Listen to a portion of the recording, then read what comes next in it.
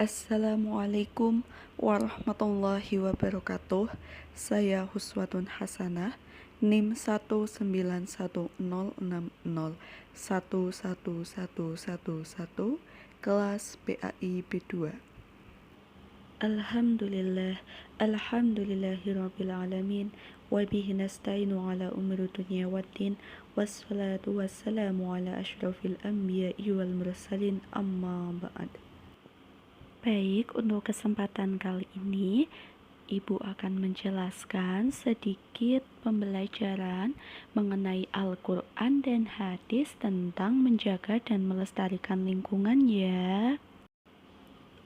Nah, sesuai dengan mata pelajaran kita hari ini yaitu Al-Quran Hadis, di kelas 9 semester 1 ini untuk bab 3, Ibu akan menjelaskan tentang menjaga dan melestarikan lingkungan.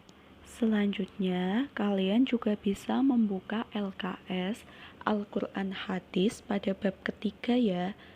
Dan jangan lupa kalian juga harus sediakan buku tulis dan alat tulis agar kalian bisa mencatat poin-poinnya untuk pembelajaran hari ini.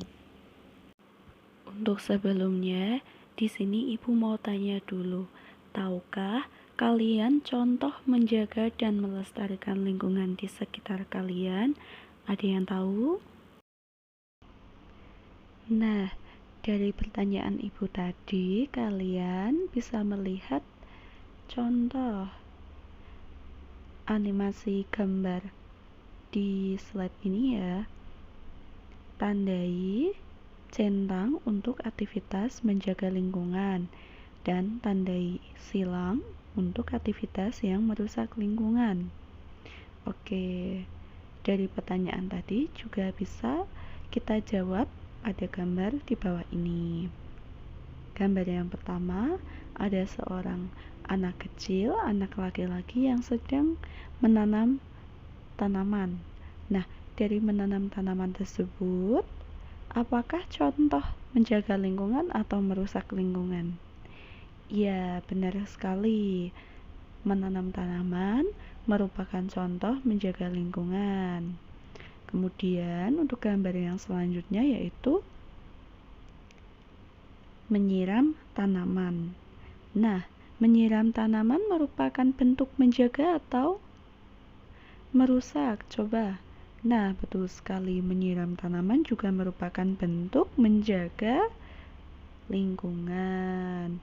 Kemudian yang bawahnya ada seorang anak laki-laki menempel poster di pohon. Hayo, siapa yang pernah menempel poster di pohon seperti gambar di sini? Nah, apa coba? Menjaga atau merusak? Nah, pintar sekali, menempel poster di pohon juga merupakan contoh merusak lingkungan. Masih ada gambar selanjutnya yaitu seorang bapak-bapak membakar pohon di hutan. Aduh, kasihan banget itu ya. Coba kita bayangkan saja, bukankah di bumi ini Allah menciptakan tumbuhan juga sebagai makhluk hidup? Iya, benar sekali, tumbuhan juga makhluk hidup. Mengapa orang itu membakar pohon di hutan? Oleh karena itu, membakar pohon akan merusak lingkungan kita, akan merusak pohon-pohon di sekitar kita.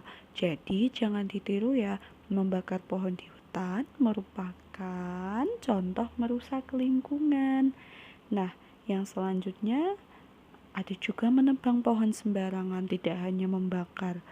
Nah, biasanya orang juga menebang pohon sembarangan. Mengapa mereka menebang pohon sembarangan? Karena lahan tersebut biasanya akan digunakan untuk membangun sebuah industri. Akan tetapi, hal tersebut juga dapat merusak lingkungan. Iya, benar sekali. Menebang pohon sembarangan juga dapat merusak lingkungan. Dan gambar yang terakhir yaitu seorang bapak-bapak yang memupuk tanaman.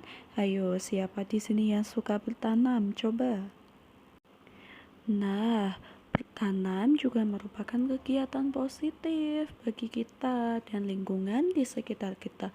Karena apa? Semakin kita banyak menanam tanaman, maka kita akan memperoleh semakin banyak oksigen yang kita peroleh dari tanaman tersebut. Jadi memupuk tanaman merupakan bentuk dari menjaga lingkungan. Itu ya gambarannya.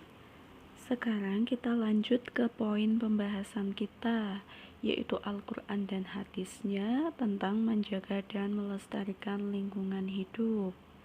Yang pertama, yaitu Al-Qur'annya ada pada Quran Surat Ar-Rum ayat 41 dan 42. Sedangkan untuk hadisnya, ada hadis riwayat Tirmidzi tentang Ihya al-Mawat.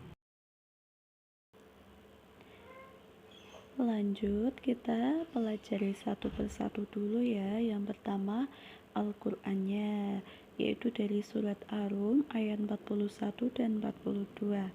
Kita baca bersama-sama untuk ayat 41-nya ya. Bismillahirrahmanirrahim. Dhaharal fasadu fil barri wal bahri bima kasabat aydin nas liyudhiqahum ba'dalladzi 'alimu la'allahum yarji'un. Artinya juga kita baca ya, telah tampak kerusakan di darat dan di laut disebabkan perbuatan tangan manusia. Allah menghendaki agar mereka merasakan sebagian dari akibat perbuatan mereka, agar mereka kembali ke jalan yang benar. Quran Surat Ar-Rum ayat 41. Jadi dari ayat di sini kita ditegaskan bahwa Allah itu tidak suka jika ada perbuatan tangan manusia yang menyebabkan kerusakan di darat maupun di laut. Nah, nanti Allah akan menghendaki perbuatan mereka seperti itu. Lanjut untuk surat Ar-Rum yang ayat 42, kita juga baca bersama-sama ya. Bismillahirrahmanirrahim. Qul siru fil ardi fanzuru kaifa kana aqibatul ladzi min qabl kana aktsaruhum musyrikin, yang artinya, katakanlah Muhammad, bepergianlah di bumi lalu lihatlah bagaimana kesudahan orang-orang dahulu. Kebanyakan dari mereka adalah orang-orang yang menyekutukan Allah, di mana ayat ini meneruskan dari ayat yang tadi bahwa dahulu banyak sekali orang-orang yang menyekutukan Allah. Mengapa dikatakan orang-orang terdahulu menyekutukan Allah? Karena itu orang-orang dahulu sering berbuat ulah, sering merusak di lingkungan darat dan di bumi. Oleh karena itu Allah menyuruh Nabi Muhammad untuk melihat keadaannya. Nah, sedangkan untuk hadisnya ada hadis riwayat Tirmidzi. Bagaimana bunyinya? Yuk kita baca bersama-sama. Man ahya ardan mayitatun fahiyalah, yang artinya, siapa saja yang menghidupkan tanah mati maka tanah itu menjadi miliknya.